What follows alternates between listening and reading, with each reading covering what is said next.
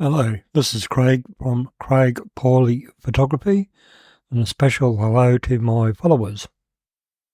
This is episode 4, where I'll be talking about animal photography from my viewpoint. This first photo is a Australian native bee, which at first I didn't know what was in the grass, so I had to get down onto the grass, lay down and use a zoom lens and zoom right in, and then I saw it was a wild bee and took the time to get this shot. First up, it looks like it's caught on the grass, been stabbed by it, but it's not. It was moving around and later on flew off. As with photography in general, with animal photography, a photo should be able to tell a story, especially if you don't follow the basic rule of thirds, which I'll explain a bit more about in another photo. Supposing in this example here, the photo shows the bond between the owner and the dog and the owner. They have a very close bond, which is clearly visible in this photo. In this example, I'm showing the use of the rule of thirds. The boy, his head is on the right third of the photo and on the top third.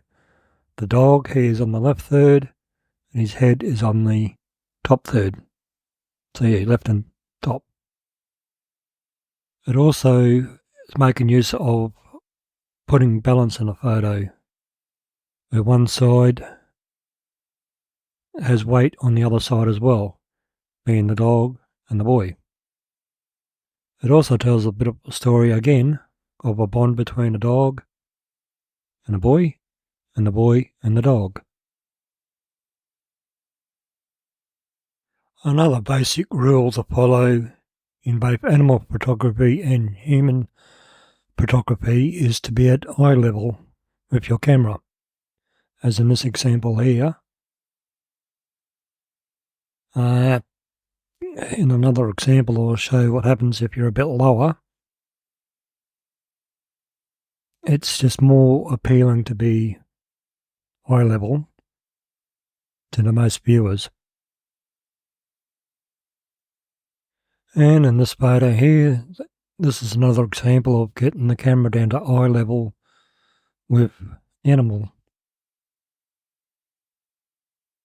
The next two photos are not the best photos, but they are the only two remaining photos I got out of 30 photos I took on the day. But I used the series of photos I took to make a short story about the effects of mankind over wildlife. This first one was of the crow heading towards a stubby. He then knocked over the stubby, drank the beer, and this next image is after a magpie landed. The crow and the magpie had a bit of a song and dance routine going on, where one minute they're sort of friendly to each other and then lifting their wings up and raising their feathers up in an aggressive mode. Just an example of how photos can tell a story, whether they're technically correct or not. This last example for this episode is what happens when you're facing the camera upwards, either to an animal or a human. It gives the illusion that they are taller or bigger than what they actually are. The dog here is not really a massively tall dog, but when you first glance at it, it does look like it is a tall dog. That's because I was actually sitting down, he was on my lap, and I held my phone below his head height. and he actually did look down at the camera, so it made him look bigger than what he actually is. Goodbye, and thank you for watching. More episodes to come.